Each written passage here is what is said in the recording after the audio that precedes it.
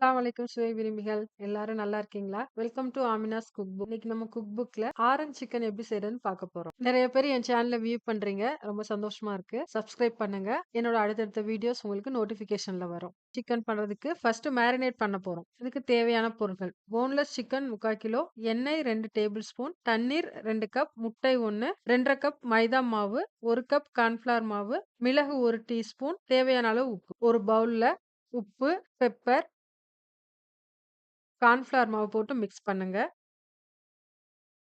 அதுக்கப்புறம் நம்ம எடுத்து வச்சிருக்கிற மைதா,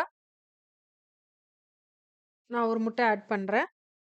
தண்ணி போட்டு நல்லா மிக்ஸ் பண்ணுங்க. எண்ணெய் போட்டு நல்லா மிக்ஸ் பண்ணுங்க.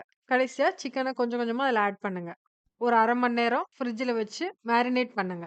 ஒரு வாணலியில எண்ணெய் ஊத்தி எண்ணெய் சூடானதும், ஆல்ரெடி நம்ம ஊற வச்சிருக்க சிக்கன ஒவ்வொரு பீஸா போட்டு நம்ம வறுக்கிறோம். இப்ப நம்ம சாஸ் ரெடி பண்ண போறோம். அதுக்கு ஒரு பேன் சூடு பண்ணி, அதில ஆயில் சேர்த்து chilli flakes, ginger garlic paste 2யும் சேர்த்து மிக்ஸ் பண்ணுங்க. அப்புறம் நாட்டு சர்க்கரை, வினிகர் 2யும் சேர்த்து எல்லாத்தையும் சேர்த்து மிக்ஸ் பண்ணுங்க. சோயா சாஸ், நம்ம தண்ணீல கரைச்சு வச்சிருக்கிற கார்ன் ஸ்டார்ச் எல்லாத்தையும் சேர்த்து நல்லா மிக்ஸ் பண்ணுங்க. கடைசியா ஆரஞ்ச் ஜூஸ் பிழிஞ்சு ஊத்தி அதையும் நல்லா மிக்ஸ் பண்ணுங்க. இது வந்து ஒரு கெட்டியான கன்சிஸ்டன்சி வரும்போது, நம்ம ஆல்ரெடி ஃப்ரை பண்ணி வச்சிருக்க சிக்கன இதில போட்டு நல்லா மிக்ஸ் பண்ணுங்க. இத நல்லா சாஸ்ல மிக்ஸ் பண்ணிக்கிட்டே இருங்க. ஃபைனலா ஒரு பிளேட்ல மாத்தி வெள்ளை எள்ளு போட்டு சர்வ் பண்ணுங்க. நல்லா கிரன்ச்சியாவும், டேஸ்டியாவும் இருக்கும்.